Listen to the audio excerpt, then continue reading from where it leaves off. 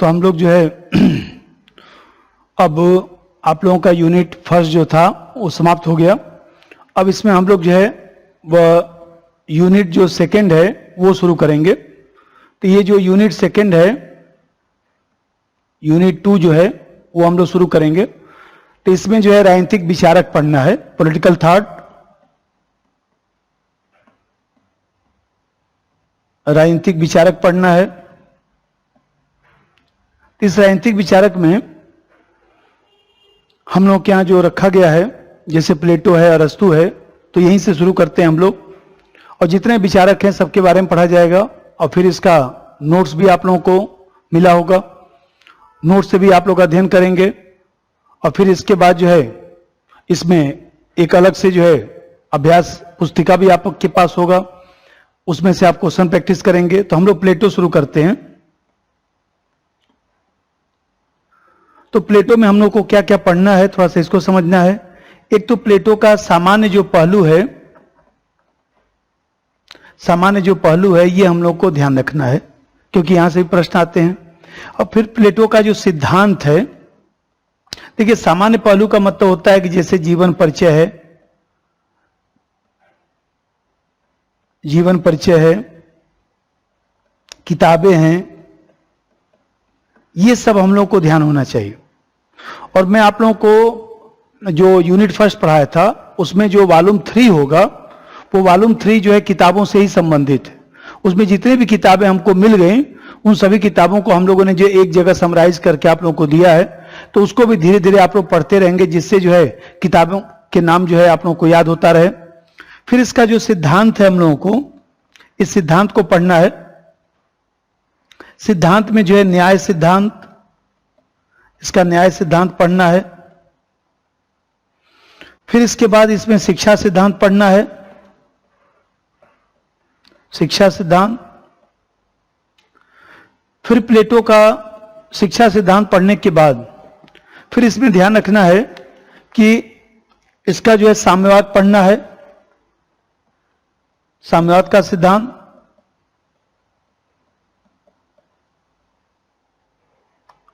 फिर इसमें कभी कभी जो है एक प्रत्यय सिद्धांत भी है,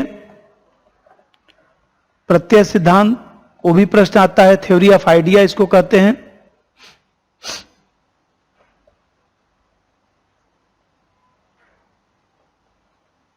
थ्योरी ऑफ आइडिया ये भी पढ़ना चाहिए, यहां से प्रश्न आते हैं। और छोटे छोटे और भी इसमें व्यवहारिक मुद्दे हैं, जैसे प्लेटो प्रथम फासीवादी विचारक है, प्लेटो प्रथम फासीवादी विचारक। इसी प्रकार से प्लेटो जो है प्लेटो का नारीवाद, वहां से भी कभी कभी प्रश्न आता है, प्लेटो का नारीवाद। इस तरह के जो मुद्दे हैं उन मुद्दों से भी प्रश्न आते हैं। तो ये हम लोग का सिलेबस है प्लेटो में, यहां से प्रश्न आता है। तो पहले उसका सामान्य परिचय जैसा समझिए।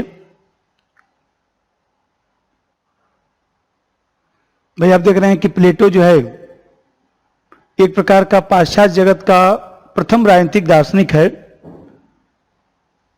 जिसने राजनीतिक दर्शन का क्रमबद्ध स्वरूप में भले ही प्रतिपादन न किया हो, लेकिन कहीं न कहीं जो है राजनीतिक दर्शन की मान्यताएं प्लेटो से ही शुरू होती हैं। और आप देखते हैं कि जो सुकरात है, सुकरात हम लोग के सिलेबस में नहीं है, सुकरात का शिष्य जो है प्लेटो, और प्लेटो का शिष्य जो है, प्लेटो का शिष्य अरस्तु, और अरस्तु का शिष्य सिकंदर। तो आप देखते हैं कि ये जो पूरी परंपरा है, तो सुकरात की बातों को ही प्लेटो लिखता है। तो आप देखते हैं कि इसका जो प्लेटो का जन्म है एथेंस में होता है, और इसका जन्म 428 ईस्वी पूर्व होता है।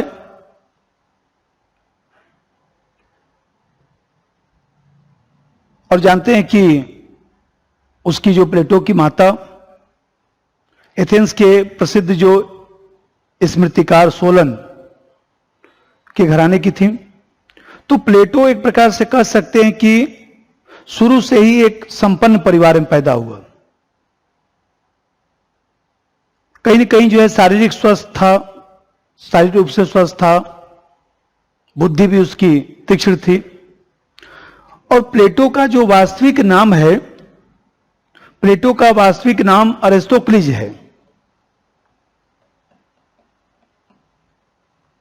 अरिस्टोक्लिज, प्लेटो का वास्तविक नाम अरिस्टोक्लिज है।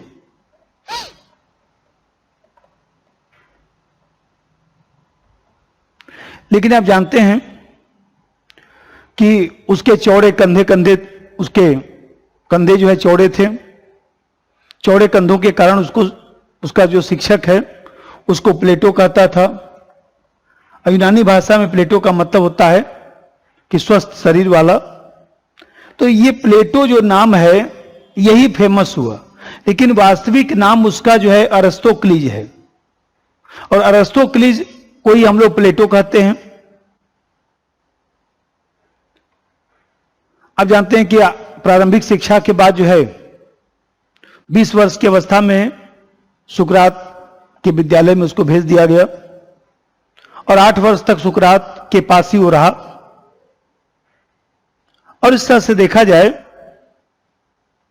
उसकी इच्छा थी कि हम राजनीतिक जीवन को अपनाएंगे, एथेंस में राजनीतिक क्रियाकलाप करेंगे। लेकिन जब 399 ईसा पूर्व जब सुकरात को मृत्युदंड दे दिया गया, आप जानते हैं, कहानी आप लोग पढ़ते होंगे कि सुकरात से कहा गया, सुकरात लोकतंत्र का समर्थक था, सुकरात से कहा गया कि नहीं राजतंत्र का समर्थन करना है। तो आप जानते हैं कि सुकरात ने समर्थन नहीं किया। कहा गया कि तुम या तो राजा मतलब कि महामंत्री बन जाओ या तो तुम्हें मृत्युदंड दिया जाएगा, और सुकरात ने मृत्युदंड को स्वीकार किया। इस घटना ने, जो सुकरात को मृत्युदंड दिया गया, इस घटना के कारण जो है प्लेटो के हृदय में व्यापक परिवर्तन आया। और आप जानते हैं कि फोस्टर ने लिखा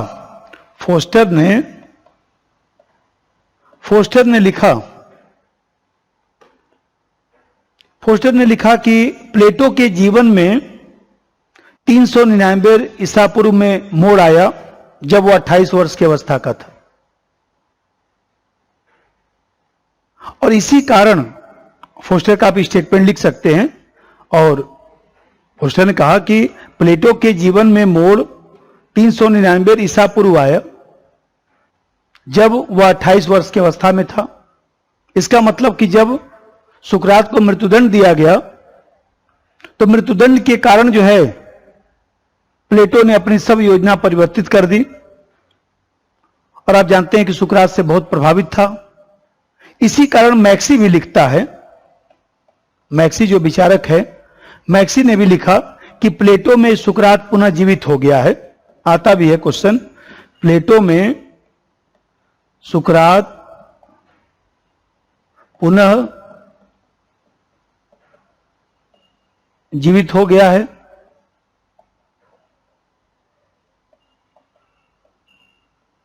प्लेटो में सुकरात पुनः जीवित हो गया है, मैक्सी ने लिखा। अब जानते हैं कि सुकरात की मृत्यु के बाद प्लेटो एथेंस में बहुत दिन तक रहा नहीं। सर्वोत्तम शासन प्रणाली के खोज में जो है लगभग 12 वर्षों तक आप जानते हैं कि वह मिस्र में, इटली में, यूनान, इस तरह के देशों में भ्रमण करता रहा। और यह भी माना जाता है कि भारत भी आया था। कुछ लोग ये भी कहते हैं, साक्ष्य तो ऐसा मिलता नहीं, लेकिन कुछ लोग मानते हैं। इसी काल में वो सिसिली भी गया था। और आप जानते हैं कि सिसिली के सिराक्यूज राज जो था उसकी भेंट जो है दियोन से हुई थी। और दियोन जो है, देखा जाए, दियोन जो है काफी सुसंस्कृत व्यक्ति था। और यहीं पर जो है डियोनीसियस, यहीं पर उसकी मुलाकात जो है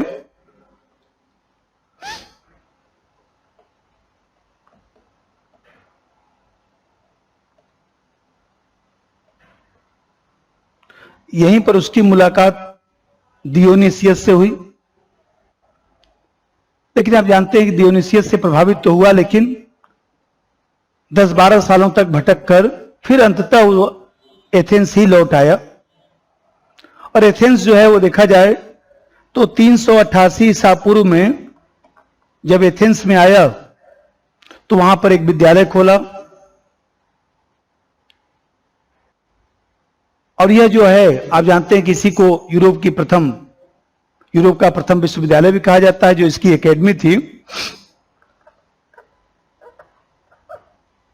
जो एकेडमी थी, इसे यूरोप का प्रथम विश्वविद्यालय कहा जाता है। और यहीं पर जीवन का जो लगभग 50 वर्ष था वो यहीं पर इसने बिताने का प्रयास किया। और आप जानते हैं कि इस अकादमी में राजनीति, कानून, दर्शन, इन सभी विषयों की व्यवस्था थी। लेकिन गणित शास्त्र, ज्यामिति, इन सब चीजों को ज्यादा प्रधानता दिया जाता था।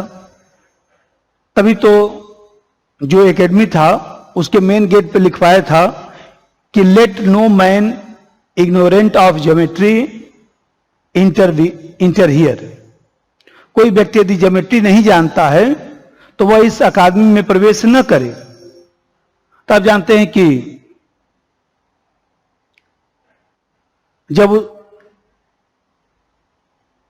डियोनिकस प्रथम की मृत्यु हो गई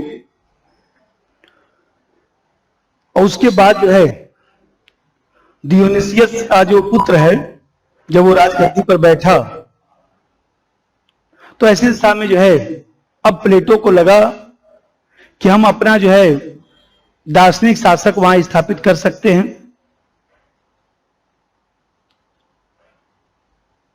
वो पुनः जो है प्लेटो गया, कुछ समय तक रहा, लेकिन उसे कोई सफलता नहीं मिली।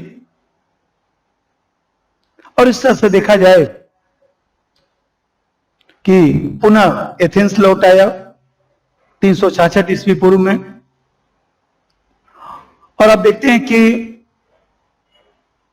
जब दार्शनिक राजा के सिद्धांत को व्यवहारिक आयाम नहीं मिला तो व्यवहारिक आयाम न मिलने के कारण जो है वह वापस चला आया।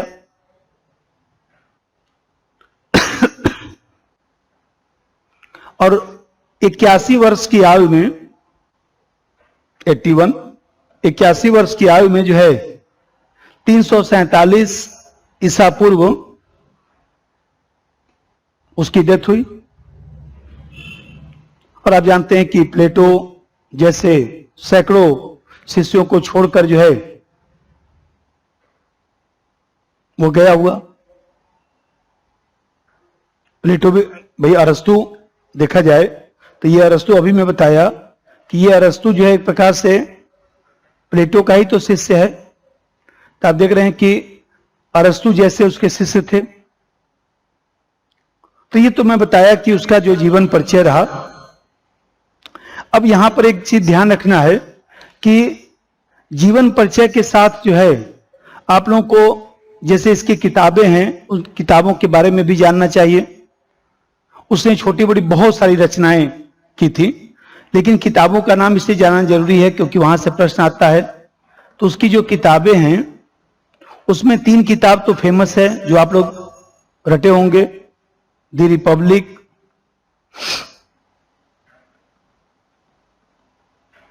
दूसरी किताब है द स्टेट्समैन,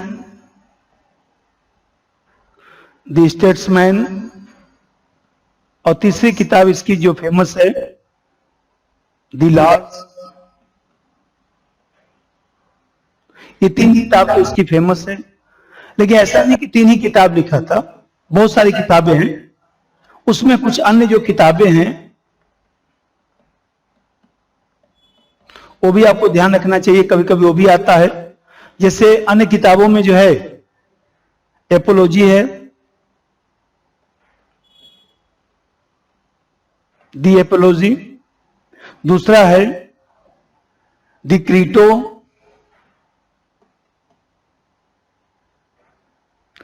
तीसरा है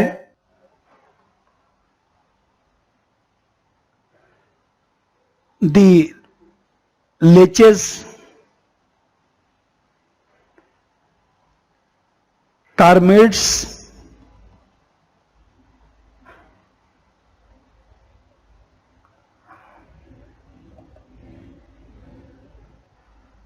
गोर्जियस।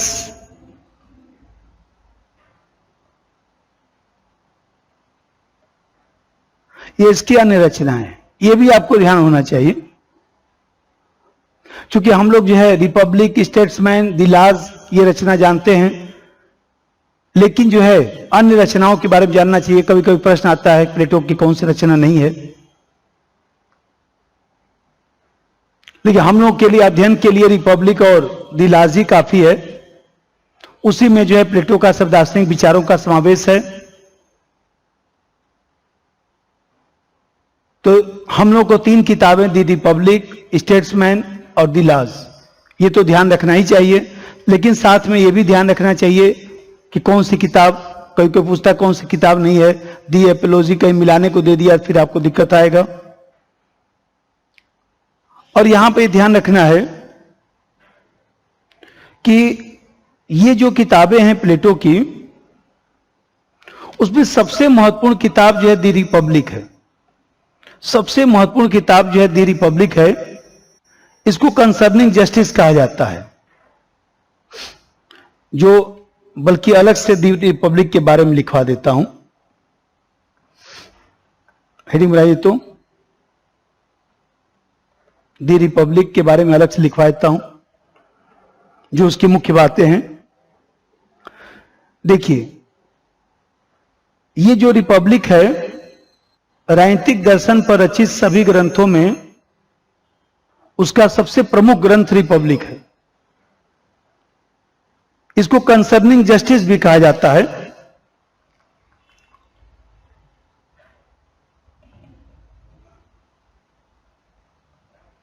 कंसर्निंग जस्टिस मतलब न्याय मीमांसा। न्याय मीमांसा, न्याय का विवेचन करना, उसको मीमांसा कहते हैं। न्याय से संबंधित कौन सी पुस्तक है? तो द रिपब्लिक। और प्लेटो ने इस पुस्तक में ही जो है आदर्श राजनीतिक व्यवस्था का अनुसंधान करने का प्रयास किया, जो न्याय पर आधारित हो। और प्लेटो ने इसकी रचना जो है 40 वर्ष की अवस्था में किया था। 40 वर्ष की अवस्था में किया था। रिपब्लिक कहा जाए तो प्लेटो के संपूर्ण दार्शनिक विचारों का प्रतिनिधि ग्रंथ है। और इसमें जो है, जो रिपब्लिक है, जो रिपब्लिक उसका ग्रंथ है, इस रिपब्लिक ग्रंथ में एक तरह से कह सकते हैं कि 5 बातें हैं, 5 पहलुओं का समावेश कर सकते हैं। इसमें पहला चीज तो वो बताता है कि क्या श्रेष्ठ है, अच्छा क्या है।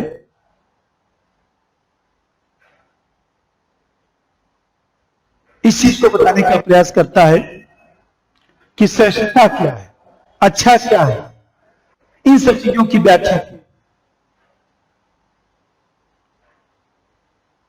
दूसरा चीज जो उसने बताने का प्रयास किया, न्याय की अवधारणा इसी में दिया। न्याय की अवधारणा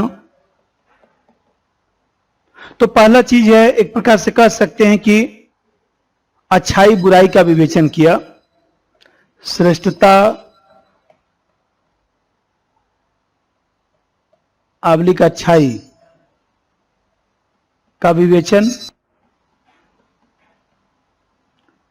दूसरा चीज न्याय की अवधारणा दिया। जिस आदर्श राज्य का वह वर्णन करता है वह न्याय पर आधारित है। और न्याय नैतिकता के रूप में है, तो न्याय की अवधारणा का विवेचन किया। और तीसरी जो विषय वस्तु है रिपब्लिक की, उसमें शिक्षा जो सिद्धांत है, शिक्षा सिद्धांत भी प्लेटो ने रिपब्लिक में देने का प्रयास किया। इसी प्रकार से जो है साम्यवाद की अवधारणा भी इसी में दिया है।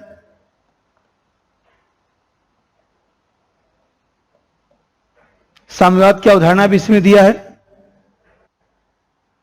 और इसमें यह भी कहा है कि आदर्श राज्य को शक्ति के साथ नहीं बनाया जा सकता। यदि ऐसा करेंगे तो आदर्श स्वरूप वह समाप्त हो जाएगा, निरंकुश शासन तंत्र में बदल जाएगा। इसमें आदर्श राज्य के पतन की भी बात करता है।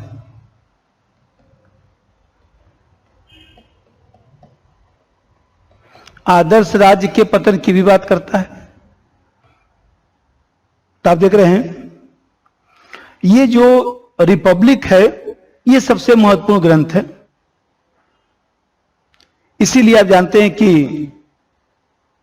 रिपब्लिक पर तमाम विचारकों ने अपना टिप्पणी भी किया है। जैसे आप लोग पढ़ते होंगे फोस्टर,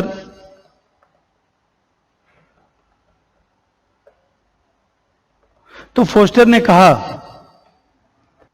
कि प्लेटो के लिए न्याय शब्द का वही अर्थ है जो हम नैतिकता से लगाते हैं। बल्कि लिख लीजिए, प्लेटो, फोस्टर के सामने लिखिए, प्लेटो के लिए न्याय शब्द का वही अर्थ है जो हम नैतिकता से लगाते हैं। प्लेटो के लिए न्याय शब्द का वही अर्थ है जो हम नैतिकता से लगाते हैं।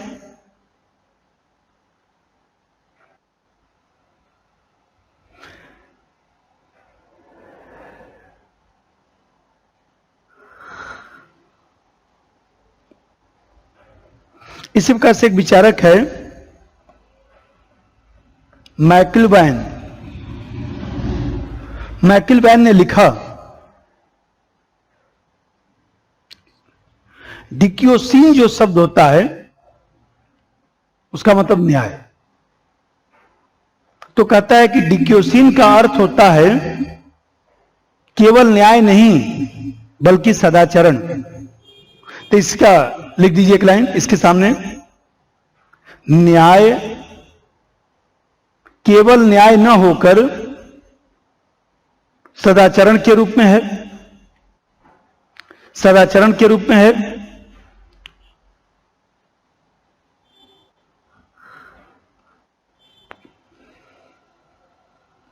एक विचारक है इबेस्टीन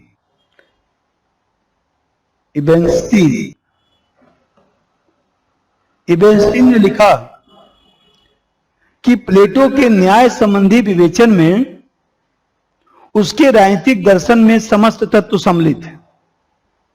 मतलब न्याय का जो प्लेटो ने विवेचन किया है उस विवेचन में सभी तत्वों का समावेश है। एक लाइन लिख दीजिए एबेस्टीन के सामने, प्लेटो के न्याय संबंधी विवेचन में उसके राजनीतिक दर्शन में सभी तत्व सम्मिलित हैं। उसके राजनीतिक दर्शन में सभी तत्व सम्मिलित हैं।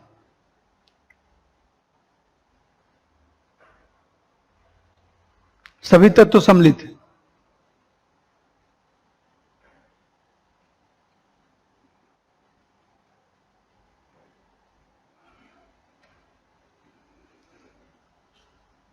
और आप जानते हैं कि जो रिपब्लिक जो लिखा गया है, ये जो पुस्तक है,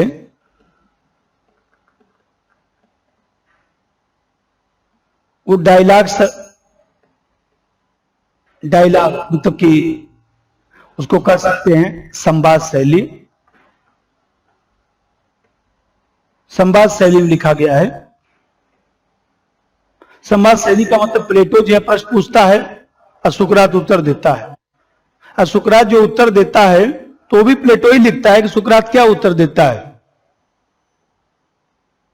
तो आप देख रहे हैं कि संवाद शैली में लिखा गया है। अब थोड़ा सा हम लोग ये पढ़ेंगे कि जो प्लेटो का जो न्याय सिद्धांत है उस पर मैं चर्चा करूंगा। प्लेटो का जो न्याय सिद्धांत है, उस न्याय सिद्धांत पे हम लोग चर्चा करेंगे।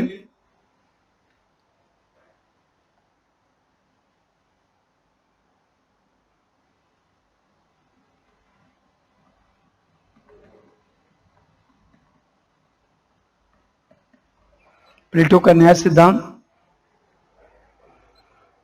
तो प्लेटो का जो न्याय सिद्धांत है, उस न्याय सिद्धांत में हम लोग सबसे पहले जो है दो चीज इसमें ध्यान रखना है। एक तो जो है प्लेटो के समय में न्याय की जो अवधारणा प्रचलित थी उसका उसने खंडन किया था। तो प्लेटो द्वारा जो खंडन किया गया है, प्लेटो द्वारा न्याय की अवधारणा का जो खंडन किया गया, तो इसको समझना है। और फिर हम लोग को जो है प्लेटो का न्याय सिद्धांत पढ़ना है कि प्लेटो का न्याय सिद्धांत है क्या।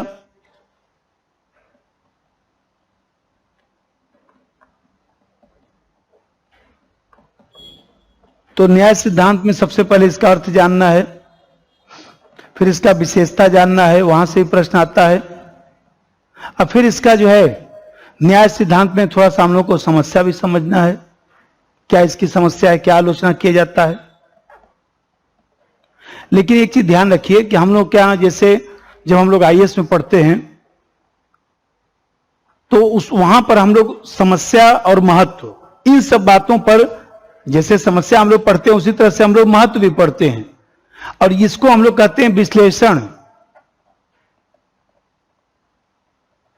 इस विश्लेषण को हम लोग ज्यादा ध्यान नहीं देते हैं। जब नेट जीआरएफ या फर्स्ट ग्रेड में आप लोग पढ़ते हैं तो विश्लेषण से कम प्रश्न आता है, लेकिन थोड़ा थोड़ा हम लोग उसको जानने का प्रयास करेंगे। भले नहीं लिखेंगे लेकिन थोड़ा सा मैं सुनाऊंगा आपको, क्योंकि हम लोग जो है वो देखा जाए तो बिना उसको जाने कथन कारण का प्रश्न नहीं होगा। तो ऐसे समझिए कि प्लेटो द्वारा न्याय की जो अवधारणा का खंडन किया गया, इसमें तीन अवधारणाओं का खंडन किया गया है। एक तो परंपरावादी जो अवधारणा था,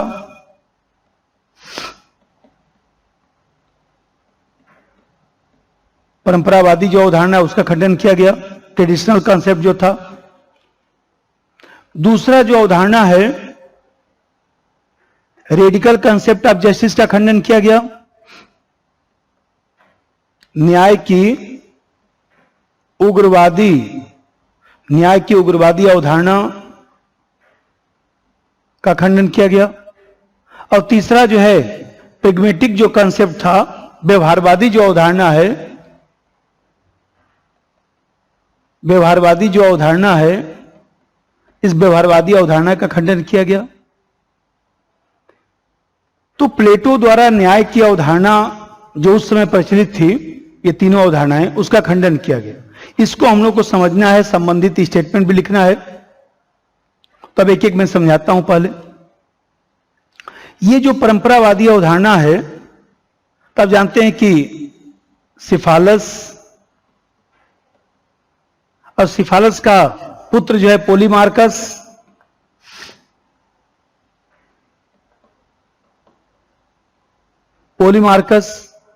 सिफालस का जो पुत्र है पोलीमार्कस, ये इसके समर्थक है। तब जानते हैं कि सिफालस क्या कहता था, सत्य भाषण करना और अपने ऋणों को भुगतान करना न्याय है। आता रहता है खूब, सत्य भाषण करना,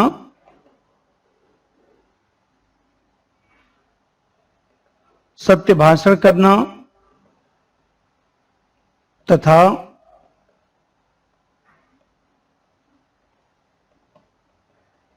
अपने ऋणों का भुगतान करना ही न्याय है। अब पोलीमार्कस कहता था न्याय प्रत्येक व्यक्ति को उसका उचित अधिकार देने में है। न्याय प्रत्येक व्यक्ति को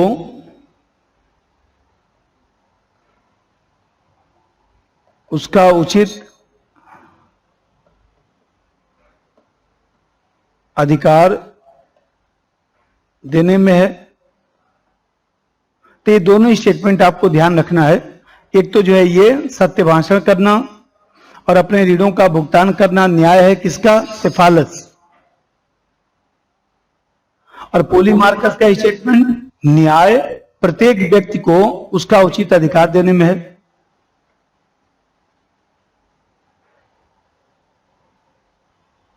उचित अधिकार देने की वो व्याख्या भी करता है पोलीमार्कस। वो कहता है कि न्याय एक कला है जो मित्रों का हित शत्रुओं का अहित करती है।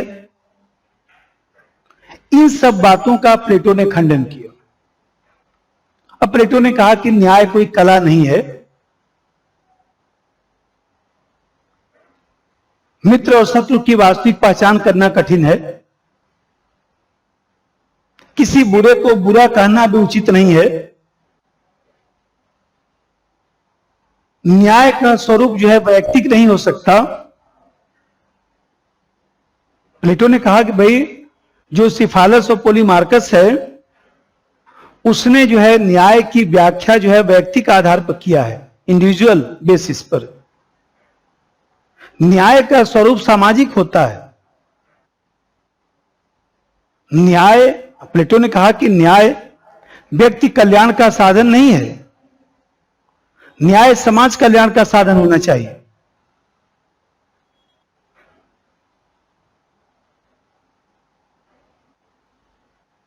न्याय व्यक्ति कल्याण को प्रमुखता नहीं, समाज कल्याण को भी महत्वपूर्ण मानना चाहिए। तो आप देख रहे हैं कि इस परंपरावादी अवधारणा का प्लेटो ने खंडन किया। अब दूसरा जो अवधारणा है न्याय का उग्रवादी अवधारणा। तो ये जो उग्रवादी अवधारणा है इसका समर्थक जो है थ्रेसीमेकस है, पढ़े होंगे आप लोग। थ्रेसीमेकस का स्टेटमेंट पढ़े होंगे, माइट इज राइट, उसी का है। शक्ति ही सत्य है, शक्ति ही सत्य है। Might is right. ऐसी थ्रेसीमेकस का ही तो स्टेटमेंट है, न्याय शक्तिशाली का हित है। Justice is the interest of the stronger, न्याय शक्तिशाली का हित है। तो जो थ्रेसीमेकस है उस थ्रेसीमेकस ने जो व्याख्या किया था न्याय का, तो थ्रेसीमेकस कहता था अन्याय न्याय से अधिक अच्छा है। Injustice is better than justice.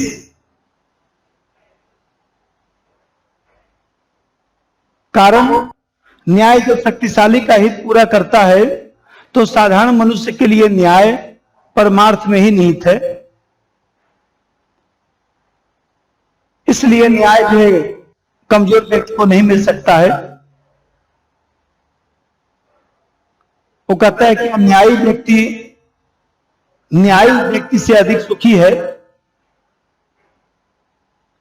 तो थ्रेसीमेकस ने जो अवधारणा दिया पूर्वाग्रह से ग्रसित होकर, तो माना कि शासक वर्ग जो है स्वहित को ध्यान में रखकर शासन संचालन करता है, इसलिए अन्याय उत्पन्न होता है और अन्याय न्याय से उत्तम है। तो आप देख रहे हैं प्लेटो ने कहा कि भाई न्याय का अर्थ ये नहीं है। न्याय केवल शक्तिशाली का हित नहीं है,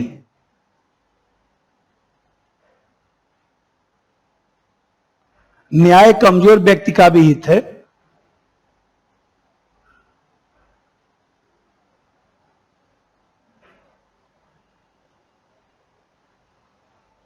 भाई जैसे शिक्षक की सार्थकता जो है शिक्षा देने में है,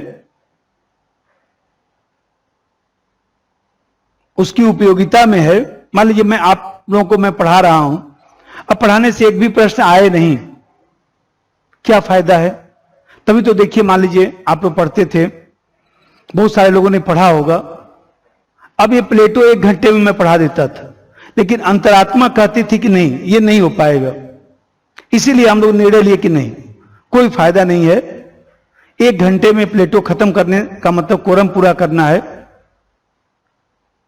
प्लेटो चाहे अरस्तु, कोई भी विचारक पढ़ना है तो उसको समग्रता से पढ़ना पड़ेगा, छोटी छोटी बात जानना पड़ेगा, तभी जो है पढ़ाने की सार्थकता हो सकती है। तो देखिए हम लोगों ने अपना विचार बदल दिया। फिर मैं बोला कि नहीं, मैं पढ़ाऊंगा, वो भले 250 वीडियो बने, 350 वीडियो बने, लेकिन उसमें कोई भी चीज छोड़ा नहीं जाएगा, सब पढ़ा जाएगा। अब छोटा छोटा बात है, आप रटते हैं इसको। मान लीजिए सत्य भाषण करना, अपने ऋणों का भुगतान करना, सिफालस, पोलीमार्कस का न्याय, व्यक्ति को उचित अधिकार, थोड़ा समझ लेंगे तो याद भी तो रहेगा। तो देखा जाए, प्लेटो कहता है कि अन्यायी व्यक्ति से अधिक सुखी नहीं हो सकता, क्योंकि हर वस्तु का एक गुण होता है जिसे त्याग कर वह सुखी नहीं हो सकता है। वो कहता है कि आग का गुण क्या है? जलना, जलाना। यदि इस गुण से हीन है तो उसकी प्रभावपूर्णता नहीं हो सकती। मनुष्य की आत्मा का गुण न्यायपूर्ण होना है, और यदि इस गुण से हीन है तो वह कभी सुख का अनुभव नहीं कर सकता। न्यायी होना ही सुखी होना है। अन्यायी व्यक्ति न्यायी व्यक्ति से अधिक सुखी है, उपयुक्त नहीं। तो आप देख रहे हैं कि प्लेटो जो है, ये जो उग्रवादी न्याय की अवधारणा है, रेडिकल कंसेप्ट ऑफ जस्टिस है, उसकी आलोचना करता है और कहता है कि थ्रेसिमेकस का कथन ठीक नहीं है। इसी प्रकार से जो व्यवहारवादी विचारक हैं, व्यवहारवादी विचारक का मतलब इसका प्रतिपादन जो है ग्लाकन करता है। तो ये जो ग्लाकन करता है,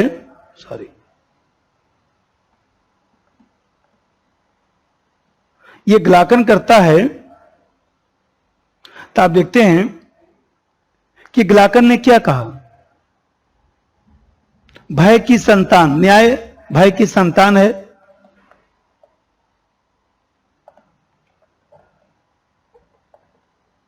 न्याय भय की संतान है,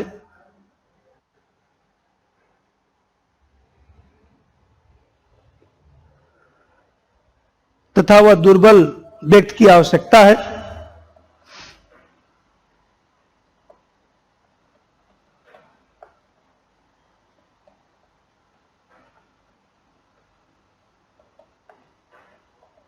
दुर्बल व्यक्ति की आवश्यकता है। वो कहता है ना, justice is the child of fear and it is necessity of the weakers. Glaucon का स्टेटमेंट है। तो ग्लाकन समझाता है कि न्याय की उत्पत्ति जो है शक्तिशालियों के अन्याय से दुर्बलों की रक्षा करने के लिए हुई। न्याय भय का भिक्षु है, वह कोई नैतिक सिद्धांत नहीं हो सकता। और दूसरा बात ग्लाकन कहता है कि राज्य स्वाभाविक नहीं बल्कि कृत्रिम संगठन है। लेकिन प्लेटो इन सब अवधारणाओं से जो है सहमत नहीं है। न्याय को भय की संतान मानना कहता है कि ठीक नहीं है।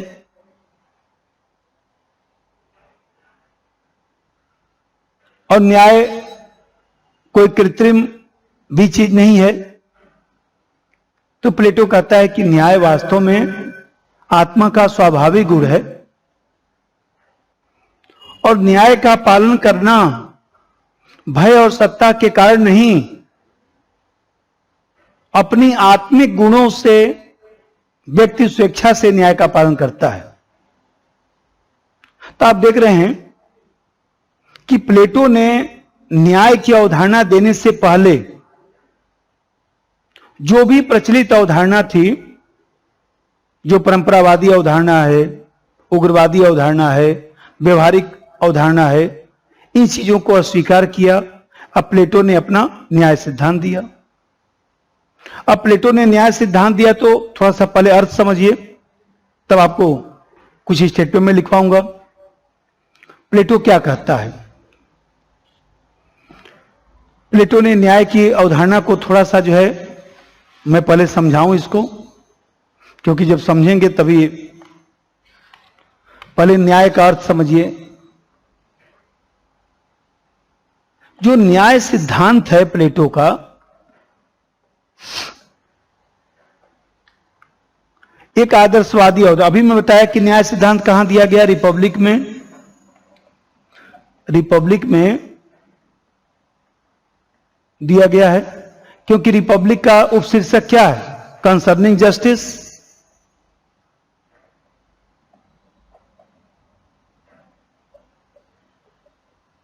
Concerning justice.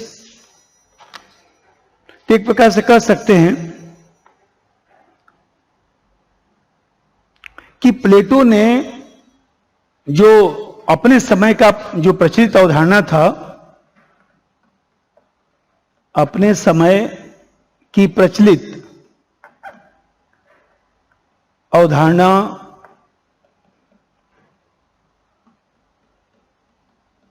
का खंडन करके न्याय सिद्धांत दिया।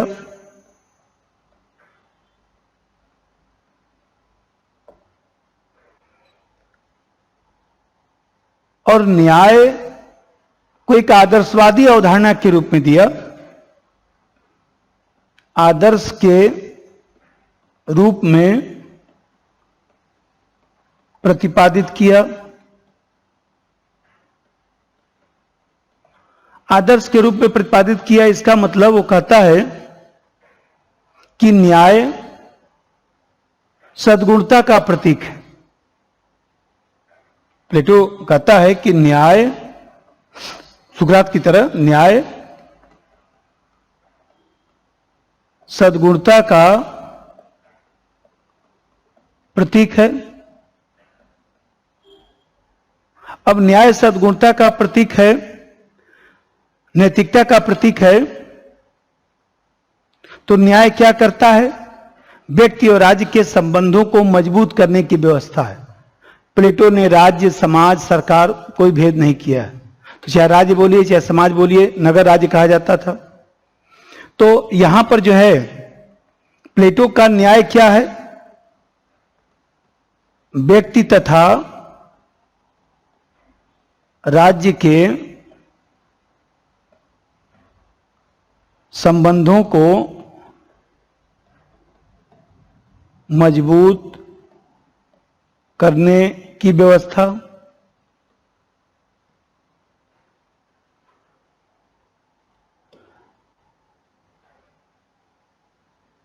अब मजबूत करने की व्यवस्था, इसका मतलब वो कहता है कि व्यक्ति के संदर्भ में नैतिकता क्या है? भाई न्याय सद्गुणता का प्रतीक है। सद्गुणता मतलब नैतिकता। तो कहता है कि व्यक्ति के संदर्भ में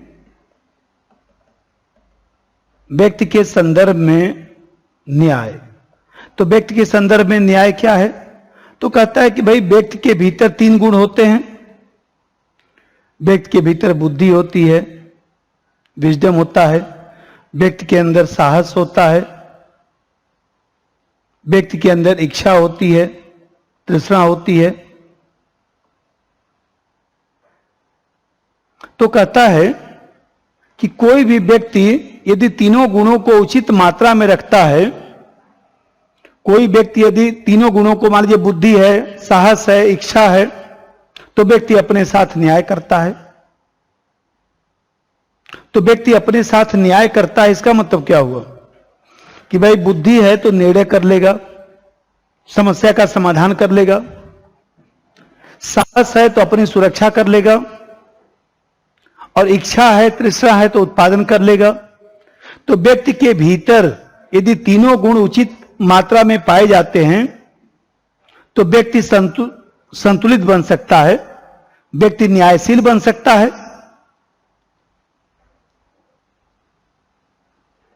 यदि तीनों गुण उचित मात्रा में उपलब्ध है तो व्यक्ति न्यायशील है,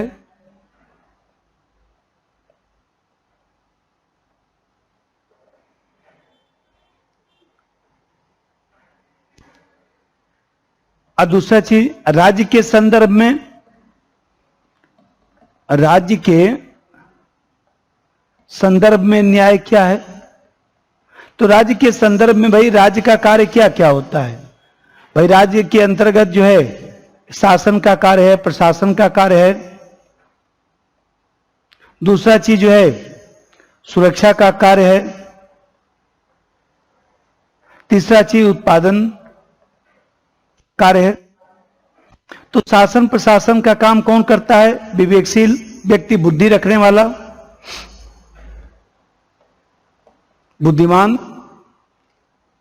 बुद्धिमान व्यक्ति। सुरक्षा का काम कौन करता है? साहसी व्यक्ति। उत्पादन का काम कौन करता है? इच्छा से युक्त व्यक्ति,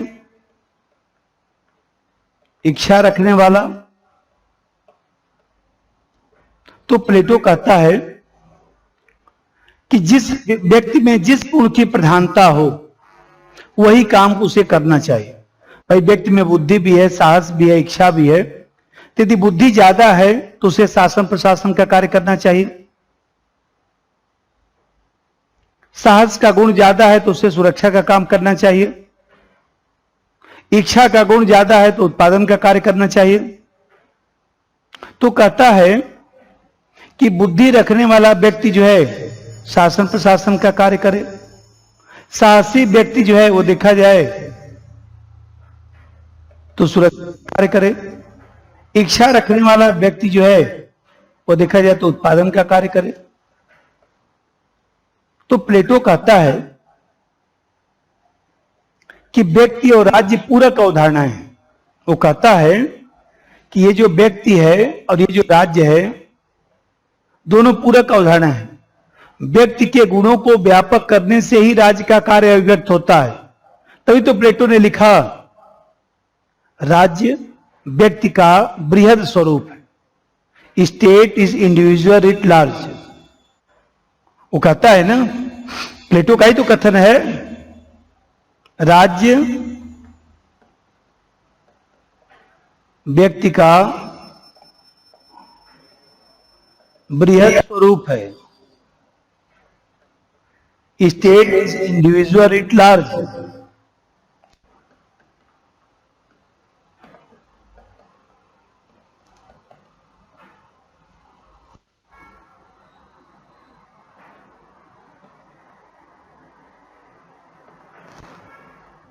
अब देखिए कथन आता है कि राज्य व्यक्ति का बृहद स्वरूप है। किसका है?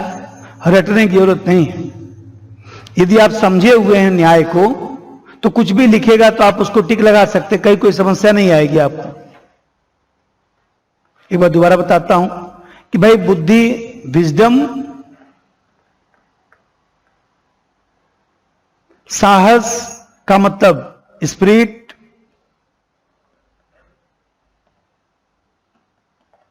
और तीसरा इच्छा का मतलब एपेटाइट,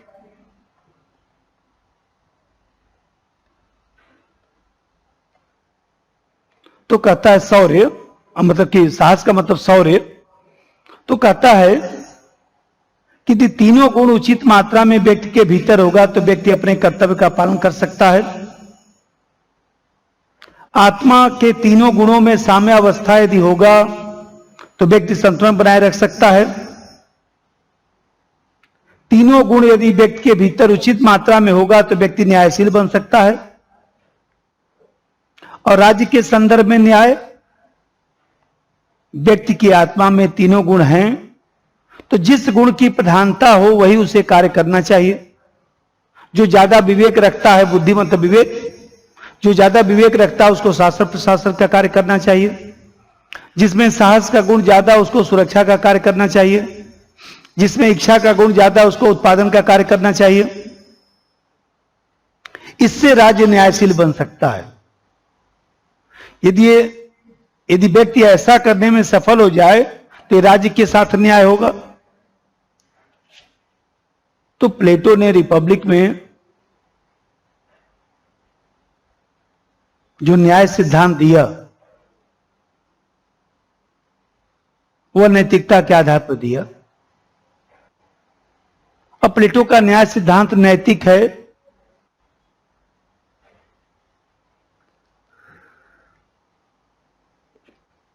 नैतिकता के आधार पर न्याय सिद्धांत की विवेचना करता है। अब यहां पर ये जो न्याय सिद्धांत है, इस संदर्भ में आप जानते हैं कि आप लोगों को यह भी ध्यान रखना चाहिए कि अब विचारकों ने क्या क्या कहा।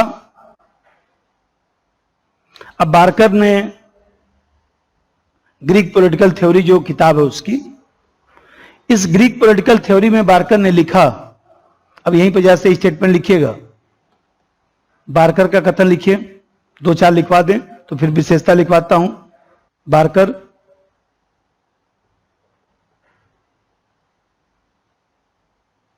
डैश बार्कर, प्लेटो के न्याय सिद्धांत का अर्थ है कि प्रत्येक व्यक्ति को, प्लेटो के न्याय सिद्धांत का अर्थ है कि प्रत्येक व्यक्ति को अपने कर्तव्य का पालन,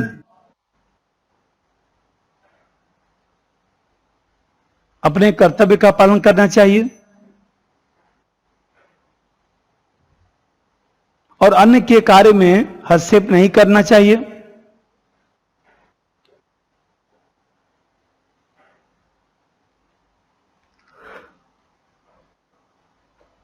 तो देखिए, ये प्लेटो का ही स्टेटमेंट है, बार्कर ने भी इसको स्वीकार किया।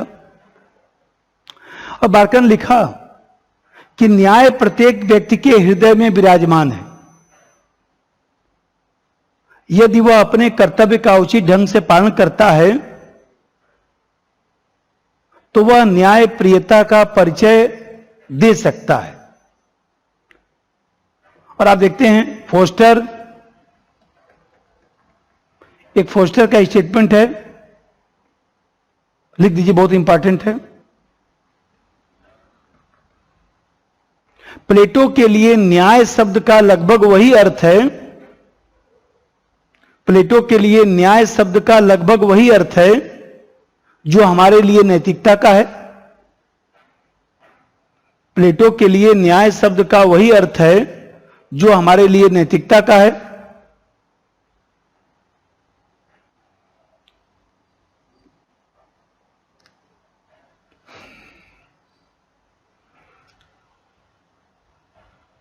और फोस्टर की किताब भी है, मास्टर्स ऑफ पॉलिटिकल थॉट।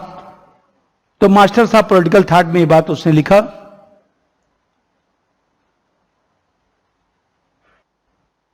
एक जावेट का स्टेटमेंट है,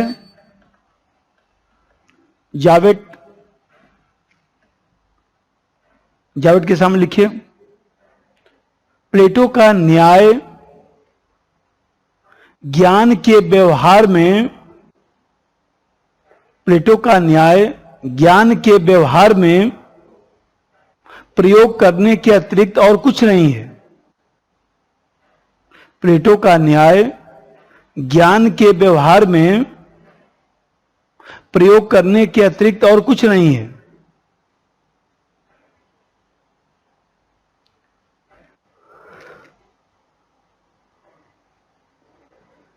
ज्ञान के व्यवहार में प्रयोग करने के अतिरिक्त और कुछ नहीं है।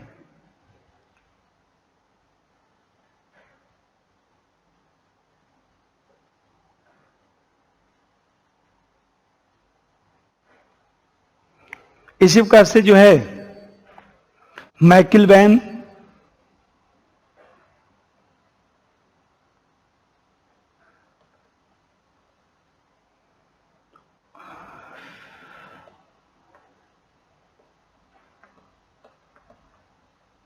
मैकिलवैन का स्टेटमेंट, मैकिलवैन ने लिखा कि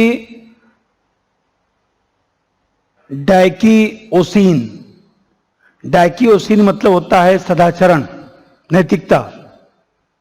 तो उसने कहा कि न्याय का अर्थ जो है सदाचरण से है। सही रूप में मनुष्य का संपूर्ण कर्तव्य भाव निहित होता है, मतलब अपने कर्तव्यों को करना ही न्याय है, अपने कर्तव्यों को करना ही सदाचरण है। लिख दीजिए एक लाइन, न्याय का अर्थ सदाचरण से है, न्याय का अर्थ सदाचरण से है।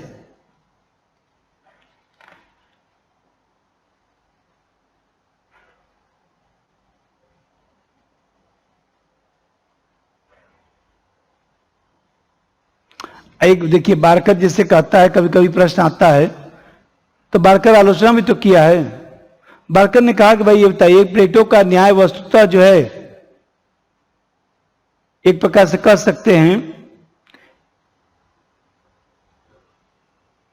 कि प्लेटो का न्याय वस्तुतः न्याय नहीं, केवल व्यक्तियों के अपने कर्तव्यों तक सीमित रखने मात्र है,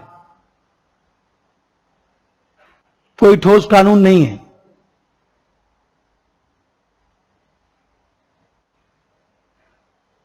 लिख दीजिए बारकर का स्टेटमेंट, एक लाइन और लिखिए तो बारकर में, बारकर का स्टेटमेंट, प्लेटो का न्याय वस्तुतः न्याय नहीं, वस्तुतः न्याय नहीं, वह केवल व्यक्तियों के अपने कर्तव्यों तक सीमित रखने वाली भावना मात्र है। प्लेटो का न्याय वस्तुतः न्याय नहीं, वह केवल व्यक्तियों के अपने कर्तव्यों तक सीमित रखने वाली भावना मात्र है।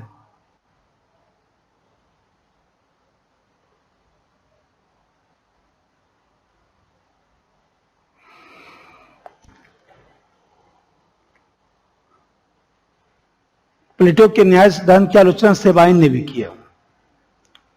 सेबाइन ने लिखा कि न्याय का सार्वजनिक शांति और व्यवस्था से कोई संबंध नहीं। प्लेटो का न्याय जो है, उस न्याय का सार्वजनिक शांति और व्यवस्था से कोई लेना देना नहीं है। लिख दीजिए बल्कि सेबाइन, सेबाइन का स्टेटमेंट, प्लेटो का न्याय, प्लेटो के न्याय, प्लेटो के न्याय, प्लेटो के न्याय का सार्वजनिक शांति और व्यवस्था से कोई संबंध नहीं है, सार्वजनिक शांति और व्यवस्था से कोई संबंध नहीं है। ठीक है, इस तरह से और भी बहुत सारे स्टेटमेंट हैं, मैं बताता रहूंगा, लिखवाता भी रहूंगा आप लोगों को, तो ये ध्यान रखना है थोड़ा सा, सेबाइन का ध्यान रखना है, बारकर का ध्यान रखना है, आता रहता है। अब यहां पर जो है देखिए स्टेटमेंट प्लेटो का कितना रटेंगे, तो एक अपना सामान्य समझ ये हम लोग को बनाना है कि प्लेटो का न्याय सिद्धांत क्या है। उस न्याय सिद्धांत को पहले समझना है। न्याय सिद्धांत समझने के बाद जो है, जैसे मैं बताया, राज्य व्यक्ति का बृहद स्वरूप है, तो क्यों भूल भी गए स्टेटमेंट तो इस चार्ट से आपको याद आ जाएगा। अब कुछ जो याद करने वाला वो भी मैं लिखवा रहा हूं। अब हेडिंग बनाइए न्याय की विशेषता।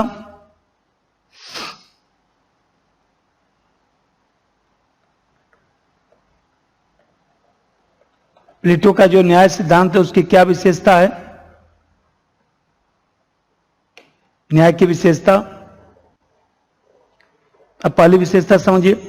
अब जो जो पढ़े हैं उसी को हम लोग को पॉइंट में लिख देना है, जिससे हम लोग को याद रहे, क्योंकि कुछ लिखे कि प्लेटो के न्याय सिद्धांत के संदर्भ में कौन सा कथन असत्य है, तो फिर आप समझ सकें। पहला चीज देखिए, आप देख रहे हैं कि प्लेटो का न्याय सिद्धांत नैतिकता है, सदाचरण है। तो न्याय सिद्धांत बाह्य न होकर आंतरिक है। व्यक्ति अपनी आत्मा के गुणों के अनुरूप कार्य संपादित करे, यही तो प्लेटो का न्याय सिद्धांत है। नंबर 1, प्लेटो का न्याय सिद्धांत बाह्य न होकर आंतरिक है,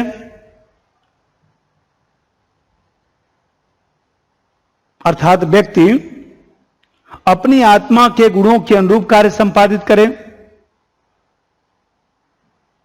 अर्थात व्यक्ति अपनी आत्मा के गुणों के अनुरूप कार्य संपादित करे।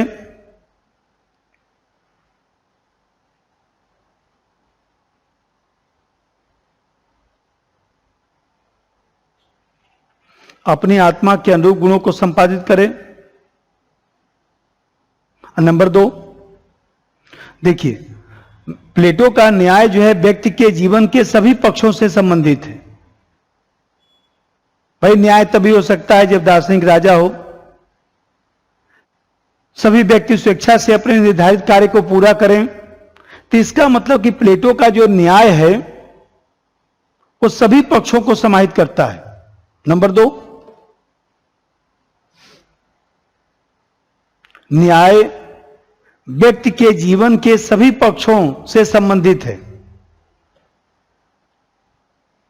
न्याय व्यक्ति के जीवन के सभी पक्षों से संबंधित है।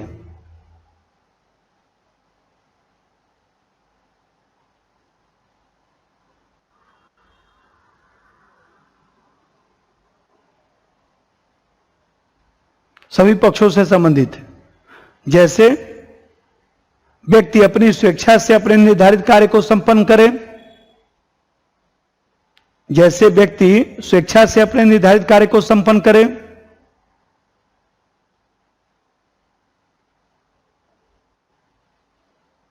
ठीक है। और नंबर 3, अभी मैं बताया कि प्लेटो का जो न्याय सिद्धांत है एक प्रकार से कार्य विशिष्टीकरण का सिद्धांत है। कार्य विशिष्टीकरण का सिद्धांत किसने दिया? प्लेटो। इसलिए तो पूछा होगा, अभी प्लेटो पढ़ा रहा हूं, जितना प्लेटो का क्वेश्चन आएगा करके देखिएगा। कार्य विशिष्टीकरण, कार्य विशिष्टीकरण, कार्य विशिष्टीकरण का सिद्धांत किसका है? प्लेटो। कार्य विशिष्टीकरण मतलब प्रत्येक व्यक्ति आवर्लिक वर्ग को अपने लिए निर्धारित कर्तव्य को ही करना चाहिए जिससे विशिष्टता आ सके। नंबर 2, कार्य विशिष्टीकरण का सिद्धांत देता है। कार्य विशिष्टीकरण का सिद्धांत देता है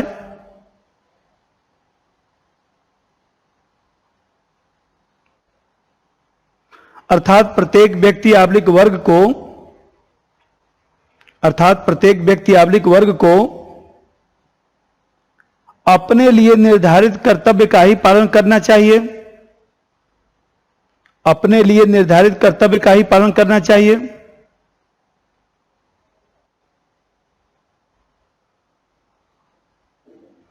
जिससे उसमें विशिष्टता आ सके।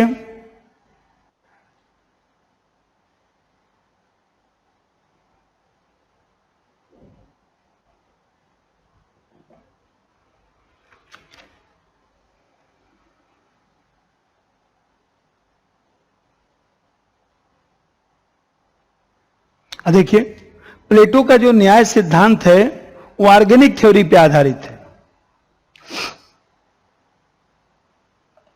ऑर्गेनिक थ्योरी पे आधारित है। ऑर्गेनिक थ्योरी का मतलब सावयव सिद्धांत, सावयव सिद्धांत पे आधारित है। और सावयव सिद्धांत कहते समय दिमाग में क्या आना चाहिए? पहले इसे समझिए।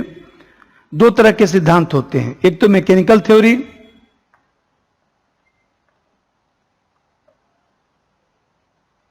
और दूसरा होता है ऑर्गेनिक थ्योरी।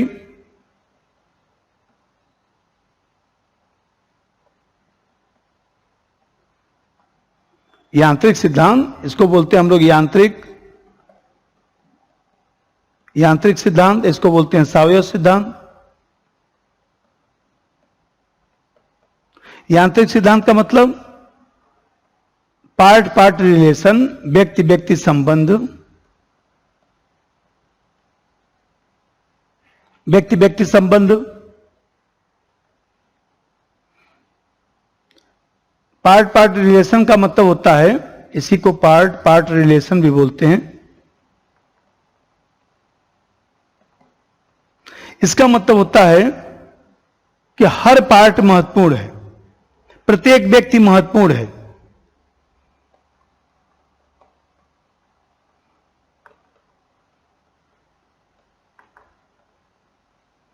प्रत्येक व्यक्ति महत्वपूर्ण है। जैसे उदारवादी सिद्धांत, उदारवाद इसको मानता है कि प्रत्येक व्यक्ति महत्वपूर्ण है। और सावयव सिद्धांत का मतलब whole part relation. Whole part relation का मतलब हुआ शरीर और अंग का संबंध, शरीर अंग संबंध। मतलब शरीर महत्वपूर्ण है, अंग जो है ज्यादा महत्वपूर्ण नहीं है। शरीर महत्वपूर्ण है, अंग द्वितीयक है,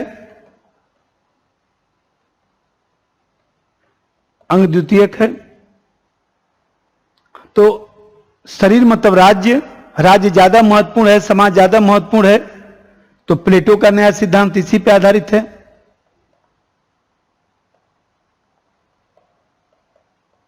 प्लेटो का नया सिद्धांत इसी पे आधारित है। तो ये कंसेप्ट ध्यान रखिएगा कि दो तरह की थ्योरी होती है। तो ऑर्गेनिक थ्योरी मानता है, अब लिखिए समझ में आएगा।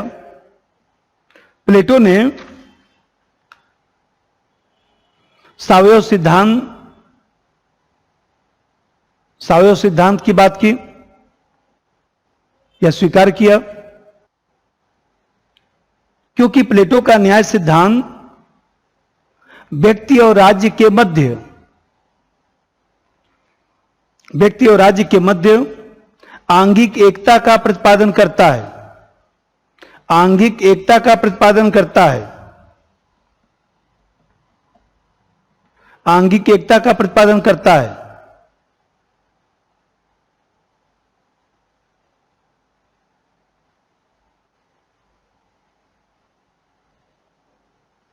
मतलब शरीर और उसके अंग एक डोर से बंधे हुए हैं, शरीर ज्यादा महत्वपूर्ण है। अभी तो बताया कहता है कि राज्य व्यक्ति का बृहद स्वरूप है। अब पांचवा बात, नंबर 5,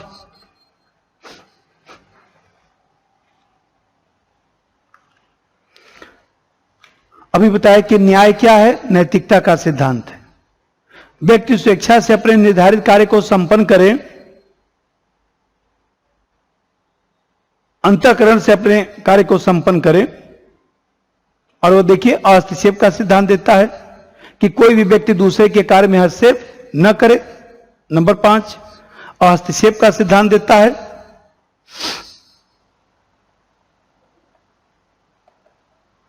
हस्तक्षेप का सिद्धांत देता है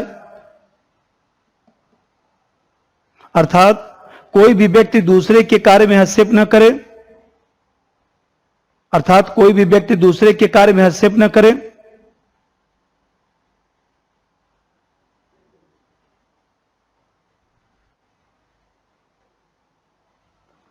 एक बात और लिखिए,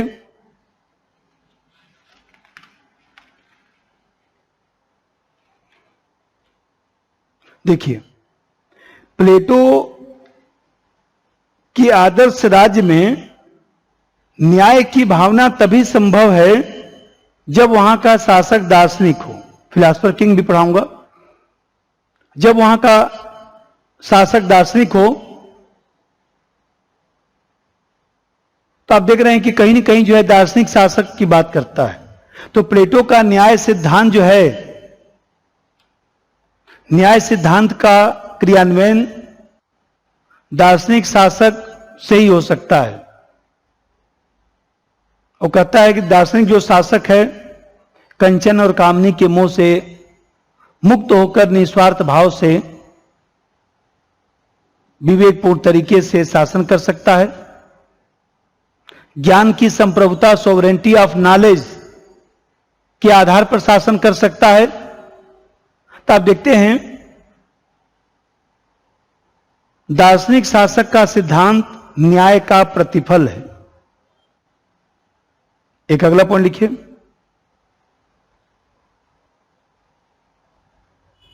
न्याय सिद्धांत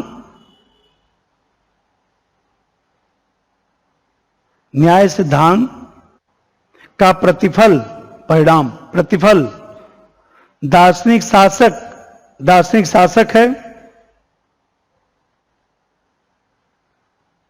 अर्थात दार्शनिक शासक की स्थापना के लिए न्याय सिद्धांत दिया, दार्शनिक शासक की स्थापना के लिए न्याय सिद्धांत दिया। भाई ऐसे समझिए थोड़ा सा, ये जो न्याय सिद्धांत है, अभी मैं बताया कि यह आदर्श है, और इस आदर्श की प्राप्ति के लिए साधन है। तो साधन कौन कौन सा है? एक साधन है सकारात्मक साधन, अभी आगे पढ़ाऊंगा। और सकारात्मक साधन क्या है? शिक्षा। और एक नकारात्मक साधन है, नकारात्मक साधन क्या है? साम्यवाद। इसका मतलब कि शिक्षा से गुणों का विकास होगा, सद्गुणता का विकास होगा, और सद्गुणता निरंतर बनी रह सकती है किसके माध्यम से? साम्यवाद के माध्यम से। और अभी मैं बताऊंगा कि प्लेटो के साम्यवाद का मतलब है कि जो संरक्षक वर्ग है, जो शासक वर्ग है, सैनिक वर्ग है, उसके पास न तो निजी संपत्ति होगी और न ही निजी परिवार होगा। कंचन कामनी से दूर रहना इसी को कहा जाता है। तो आप देख रहे हैं कि ये जो है, जब निजी संपत्ति रखने की छूट नहीं होगी, जब व्यक्तिगत परिवार व्यवस्था नहीं होगा, तो स्वाभाविक सी बात है कि शासक जो है वह समाज की सेवा करेगा। तो आप देख रहे हैं कि ये न्याय सिद्धांत आदर्श है, और इस आदर्श से क्या निकलता है? तो दार्शनिक शासक की उत्पत्ति होती है। ठीक है, ये आपको ध्यान रखना है। तो न्याय नैतिकता का सिद्धांत है, जहां पर व्यक्तिगत और सार्वजनिक सद्गुणता का समायोजन किया जाता है। अभी मैं बताया कि न्याय विशिष्टीकरण का सिद्धांत है, हस्तक्षेप का सिद्धांत है, कोई भी दूसरे कार्य में हस्तक्षेप न करे। अभी बताया कि न्याय जो है समरसता का सिद्धांत भी है, समायोजन का सिद्धांत भी है।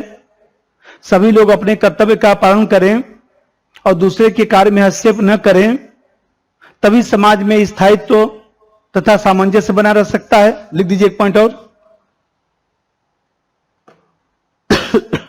प्लेटो का न्याय सिद्धांत समरसता, प्लेटो का न्याय सिद्धांत समरसता आबलिक समायोजन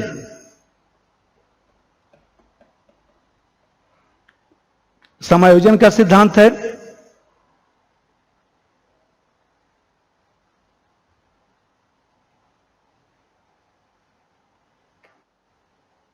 अर्थात सभी लोग, सिंपल लिख दीजिए, अर्थात सभी लोग अपने कर्तव्य का पालन करें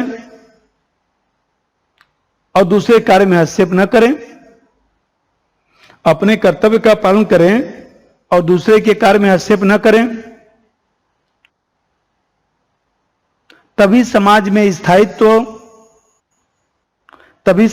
स्थायित्व तथा सामंजस्य बना रह सकता है।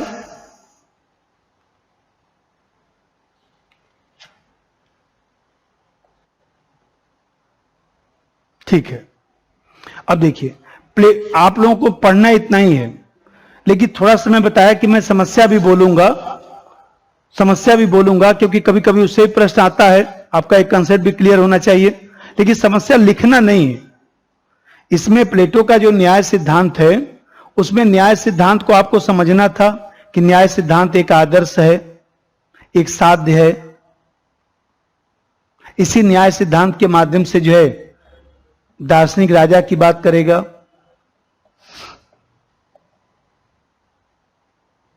और ये न्याय जो सिद्धांत है वो क्या चीज है वो मैंने बताया आपको। अब फिर हम लोग को ये चीज समझना है, इसमें न्याय सिद्धांत की क्या क्या विशेषता है वो जानना है।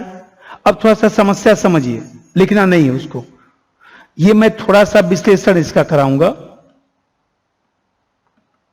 जिससे उसका कंसेप्ट क्लियर हो कि इसकी क्या समस्या है, न्याय सिद्धांत की क्या आलोचना किया जाता है और न्याय सिद्धांत का क्या महत्व है, क्या प्रासंगिकता है।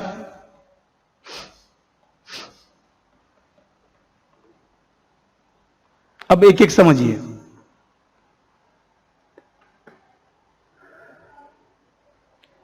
देखिए, जैसे प्लेटो कहता है कि व्यक्ति में तीनों गुण होता है, व्यक्ति में जिस गुण की प्रधानता हो वही कार्य उसे करना चाहिए, व्यक्ति में जिस गुण की प्रधानता हो वही कार्य उसे करना चाहिए। तो अब समस्या यह है, मनोवैज्ञानिक दृष्टिकोण से प्लेटो का सिद्धांत पूर्णतः तर्कसंगत नहीं है। मनोवैज्ञानिक दृष्टिकोण से प्लेटो का सिद्धांत पूर्णतः तर्कसंगत नहीं है, क्योंकि जीवन की अवस्था में अलग अलग गुणों की प्रधानता होती है।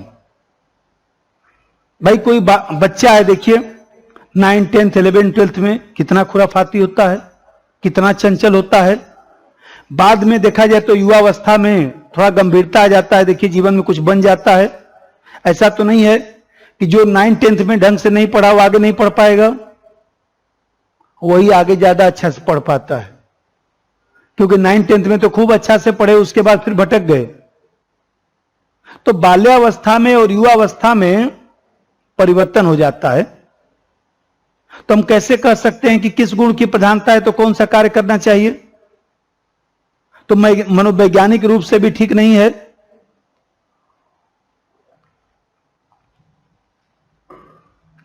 आप देखते हैं कि कार्ल पापर जो विचारक है, कार्ल पापर, इसकी किताब है open society and it's enemies.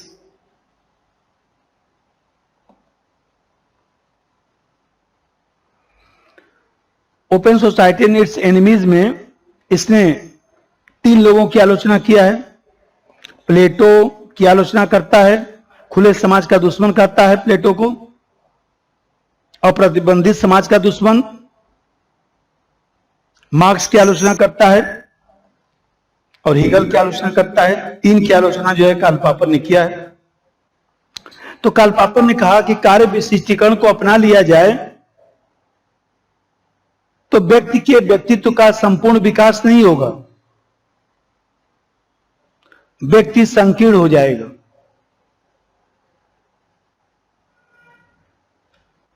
क्योंकि मान लीजिए शासन प्रशासन के लोग हैं, उनमें भी तो रचनात्मक क्षमता होती है। कोई सेना का व्यक्ति है, उसमें भी तो रचनात्मक क्षमता होती है। सिर्फ साहस का गुण ही थोड़े ना होता है, उसमें विवेक भी होता है, रचनात्मक क्षमता भी होती है, उत्पादन क्षमता भी होता है। कोई मान लीजिए सेना से रिटायर हो गया तो बाद में बिजनेस नहीं करता है। सेना से रिटायर हो गया तो बाद में देखते तो हैं बहुत सारे पीसीएस अधिकारी सेना के रिटायर हैं। शिक्षक भी तो बनते हैं, लेक्चरर भी तो बनते हैं, आप ही लोगों के साथ पढ़ने वाले लोग। तो कार्ल पापर कहता है कि कार्य विशिष्टीकरण को अपना लेंगे तो व्यक्ति के व्यक्तित्व में समग्रता नहीं रह जाएगा, व्यक्ति संकीर्ण हो जाएगा। और एक वर्तमान से भी आलोचना समझिए। भाई वर्तमान परिस्थिति में कार्य आपस में जुड़े हुए हैं। भाई प्रशासन का व्यक्ति एक तरह से मैनेजमेंट का व्यक्ति है, प्रशासन का व्यक्ति भी प्रबंधन का कार्य करता है। वो भी जो है, जो सरकारी फैक्ट्रियां हैं उसका प्रबंधन करता है। ये बताइए, वो भी तो व्यापारी बन गया। और कोई व्यापारिक व्यक्ति है तो वो भी तो शासन प्रशासन में बनता है। ट्रम्प साहब, भाई ट्रम्प साहब देखा जाए तो बिजनेसमैन व्यक्ति थे, अमेरिका के राष्ट्रपति हैं ना। तो आप कैसे कह सकते हैं कि जिसमें इच्छा का गुण होगा उसको व्यापार करना चाहिए, शासन प्रशासन का कार्य नहीं करना चाहिए? ये भी तो समस्या है कि वर्तमान से मेल नहीं खाता। और बारकर भी लिखता है बार्कर, अभी मैं बता भी रहा था कि बार्कर भी लिखता है कि प्लेटोवादी न्याय का सिद्धांत वास्तव में न्याय का सिद्धांत नहीं है, केवल सामाजिक नैतिकता का सिद्धांत है। तो प्लेटो जो है कानूनी पक्ष की अवहेलना करता है, सरकार के अंगों के बीच संबंधों की चर्चा नहीं करता। तो बार्कर भी आलोचना करता है। तो ये तो मैं बताया कि ये सब समस्या है। जो आपको ध्यान रखना चाहिए, सेबाइन का स्टेटमेंट है, मैं अभी लिखवाया भी था शायद, कि न्याय सार्वजनिक शांति और व्यवस्था से संबंध नहीं रखता है। बार्कर का भी स्टेटमेंट लिखाया था कि प्लेटो का न्याय वस्तुतः न्याय नहीं, बल्कि जो है वह केवल व्यक्तियों के अपने कर्तव्यों तक सीमित रखने की भावना मात्र है।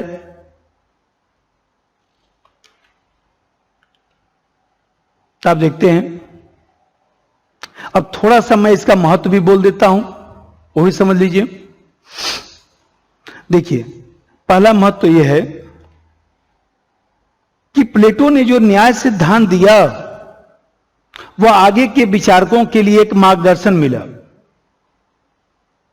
नैतिकता, भाई न्याय का आधार क्या है प्लेटो के अनुसार? नैतिकता, सद्गुणता। और इसी नैतिकता और सद्गुणता को लेकर जो है Rawls, Amartya Sen, Roscoe Pound, Green जैसे विचारकों ने सामाजिक न्याय का सिद्धांत दिया। भाई राल्स ने भी तो कहा कि न्याय न्याय संगत होना चाहिए, वो भी तो नैतिकता की बात कर रहा है। तो न्याय न्याय संगत होना चाहिए, ये प्लेटो से ही तो प्रेरित है। अब दूसरा महत्व देखिए, प्लेटो का न्याय सिद्धांत व्यक्ति और समाज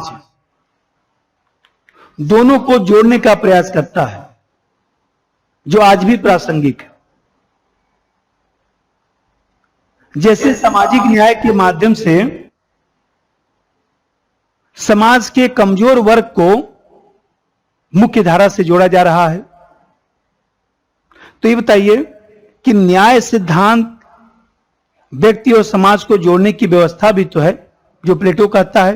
तो आज भी सामाजिक न्याय की अवधारणा में यह दिखाई देता है, आज भी सामाजिक न्याय की अवधारणा में यह बात दिखाई दे रहा है। देखिए, सबसे बड़ा महत्व एक ये भी है कि प्लेटो को आप पहला विचारक मान सकते हैं जिसने जो है न्याय का व्यवस्थित सिद्धांत दिया, न्याय का व्यापक स्वरूप दिया। यदि प्लेटो नहीं होता तो अरस्तु कैसे होता? प्लेटो ने जो न्याय सिद्धांत दिया, इसी पहलू को अरस्तु जो है व्यापक किया। प्लेटो ने जो लाज में लिखा, अभी आगे हम पढ़ाएंगे कि प्लेटो ने जो लाज में लिखा, भाई प्लेटो लाज में क्या लिखा, स्टेटमेंट में क्या लिखा? यही तो लिखा कि दार्शनिक राजा का सिद्धांत लागू नहीं हो पाएगा। अब व्यवहारिक बातों की चर्चा किया, उसी व्यवहारिक बातों को लेकर ही तो अरस्तु जो है राजनीति विज्ञान का पिता बना। अरस्तु राजनीति विज्ञान का पिता बना तो इसके पीछे प्लेटो था। देखिए, व्यवहार में भी आज भी बुद्धिमान व्यक्ति ही जो है शासन प्रशासन का कार्य देखता है। साहसी व्यक्तियों को ही सेना में रखा जाता है। इच्छा रखने वाला व्यक्ति ही अच्छा बिजनेस कर पाता है। तो व्यवहार में भी प्रासंगिकता है। तो कभी कुछ लिखे तो थोड़ा समझकर। अब चलते हैं आगे, हम लोग प्लेटो का जो है वह जो शिक्षा सिद्धांत है उस पर चर्चा करते हैं।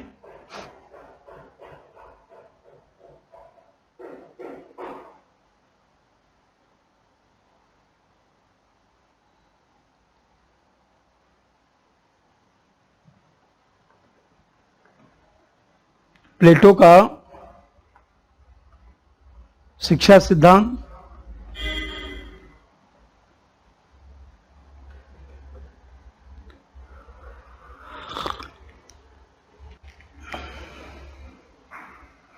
तो देखिए, थोड़ा सा पहले इसमें जो शिक्षा सिद्धांत है प्लेटो का,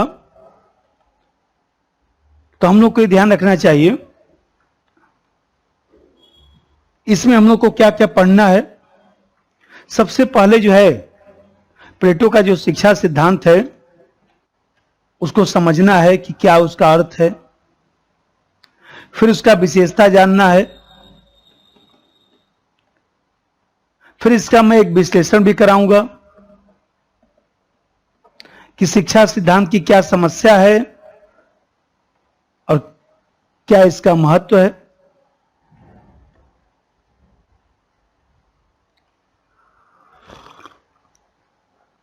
और फिर इसका जो कथन है कुछ वो भी हम लोग को ध्यान रखना है, कथन से भी प्रश्न आता है, ये स्टेटमेंट है।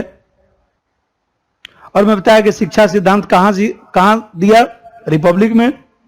और अभी बता रहा था कि जो न्याय है, अभी बना लीजिए भाई, ये जो शिक्षा है, प्लेटो का जो शिक्षा है, न्याय प्राप्ति का सकारात्मक साधन है, जिसमें बताया था कि न्याय जो है साध्य है, इसको प्राप्त करने के साधन है, दो साधन है, एक तो सकारात्मक साधन और दूसरा जो है नकारात्मक साधन। तो सकारात्मक साधन क्या है? शिक्षा। और नकारात्मक साधन क्या है? साम्यवाद। तो ये जो शिक्षा है न्याय प्राप्ति का सकारात्मक साधन है, न्याय प्राप्ति का सकारात्मक साधन है।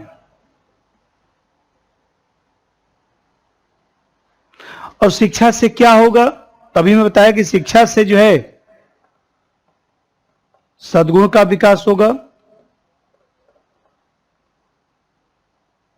और सद्गुण का विकास होगा तो इसका मतलब कि शिक्षा का लक्ष्य आदर्श शासक और नागरिकों का निर्माण करना है। शिक्षा का लक्ष्य आदर्श शासक नागरिक का निर्माण करना है।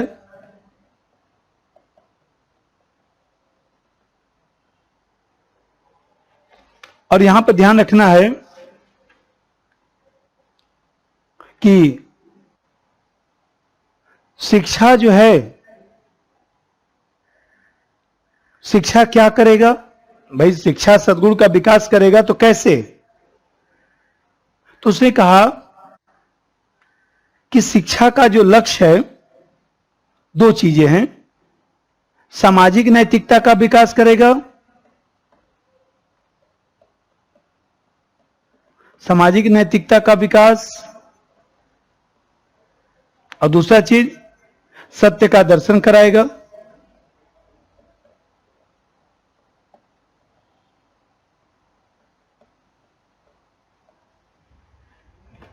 सत्य का दर्शन कराएगा।